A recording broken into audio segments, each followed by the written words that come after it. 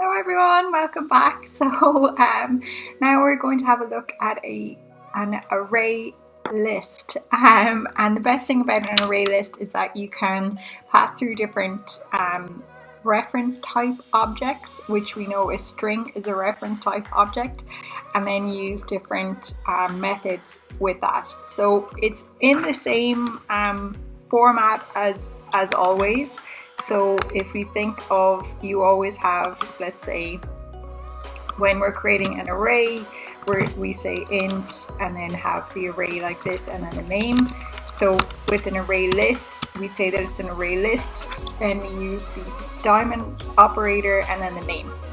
So of the name of it that you want to call it. So you can easily call this whatever you want, but this is our Java piece that we need to know, and then we're creating using a new keyword, and then array list, and then the type as well. And because it's an object, it has to open right up there. So then with this we can use the dot operator, and then with items, so items dot, and you can see how many things there are with this. It's really cool. So other people have created this code, and you can use and manipulate and change whatever you want within this. So contains, clear, get class, hash codes, which we'll come to as well, notify, parallel statement. There's so much stuff. Java is a huge language.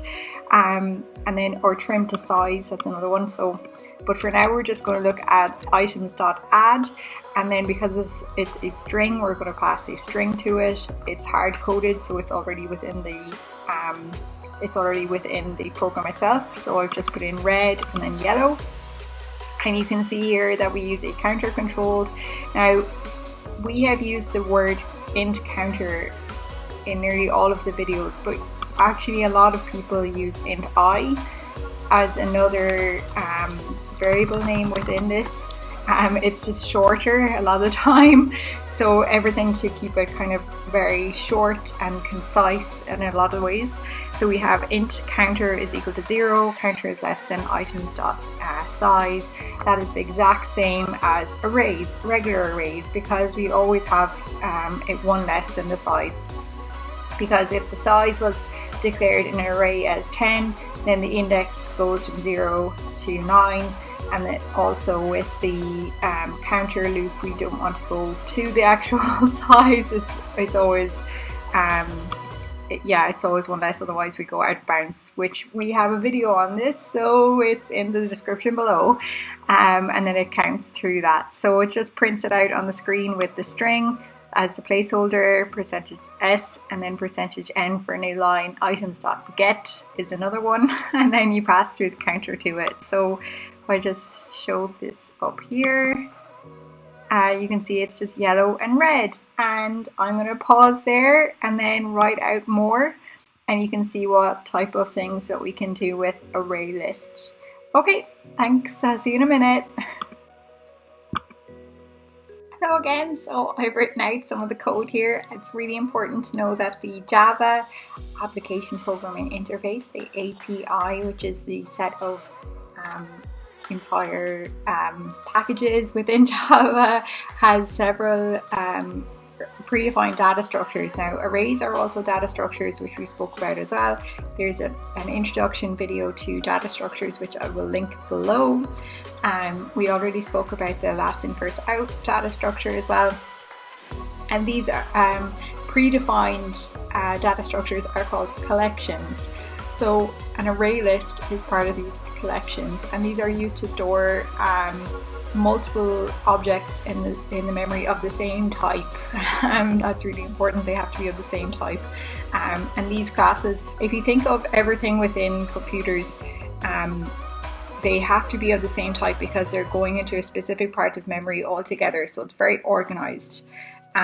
So these classes then provide efficient methods that organize, store, and retrieve your data without requiring knowledge of how the data is being stored, and that's the important part. So they don't need to know how it's stored, they just need to know how to organize, store, and retrieve it, but they don't need to know how.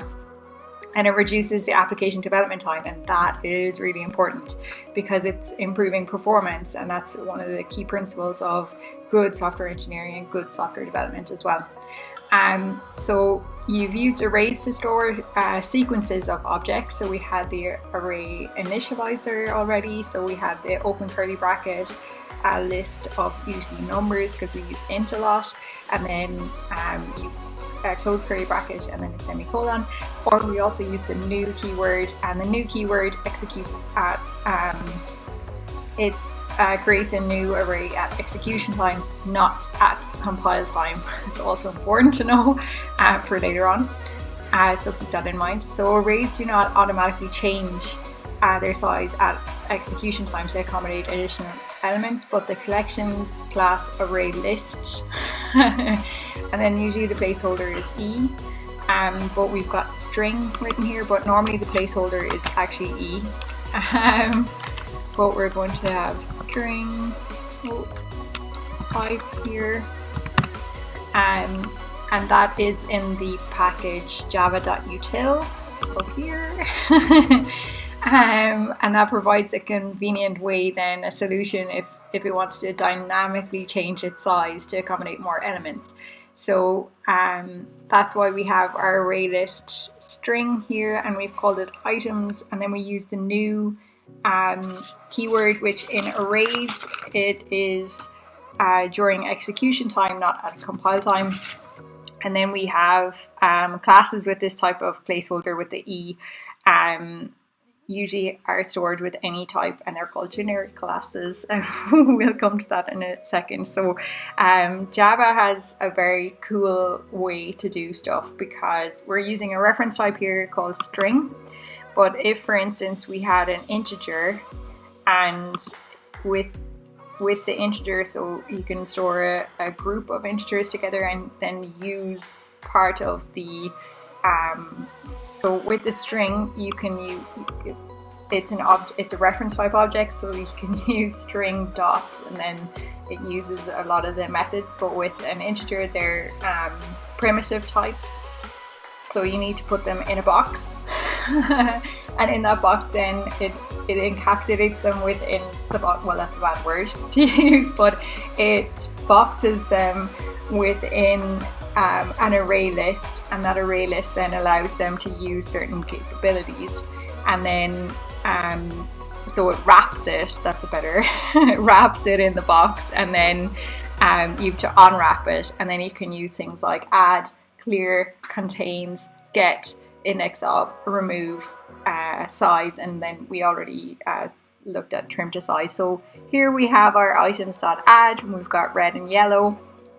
I put in a for counter, and then we have display, which is a method. So if we go down to where display is, again, static method here, and it's void display, and then it takes in an array list of string type called items, but you can call it whatever you want. This is just the signature of the method, and then string, and we're going to call the string header, and we pass the header into a system print out.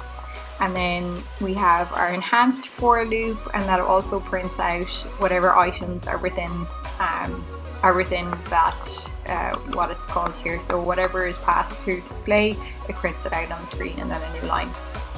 So you have here, it's called multiple times. So our method is, when it's called multiple times, you have your stack, you have your activation record, you have your return address, and because it's called multiple times, it goes off, it pushes on, and then pops off, and then returns back, and the control is back into the main again, and then it's used again to remove an item. We're removing yellow, adding green, and then removing the index number 1. So if I run this now, and you can see what it is, and we can go through it. So we have here items yellow, items add red and yellow. I want to make sure this is here when I'm going through it.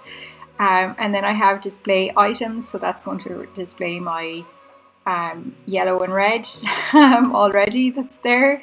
And then the next time it's removing yellow, and then it's just displaying existing objects. It's adding green, but it's removed yellow, so it should just be red and green. And then it removes the first index, so it's going to remove green, so it's 0 and 1.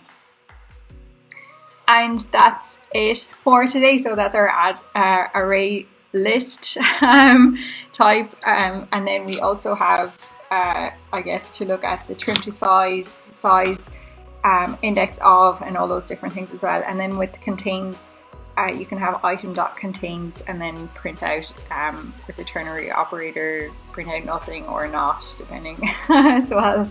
And you can pass that through to the system.type print F as well. Okay, so that's it. I'll post it up on GitHub as usual, and thanks for watching. Please subscribe to my channel. If you have any questions, send them to learncomputerswithali@gmail.com. Okay, happy programming.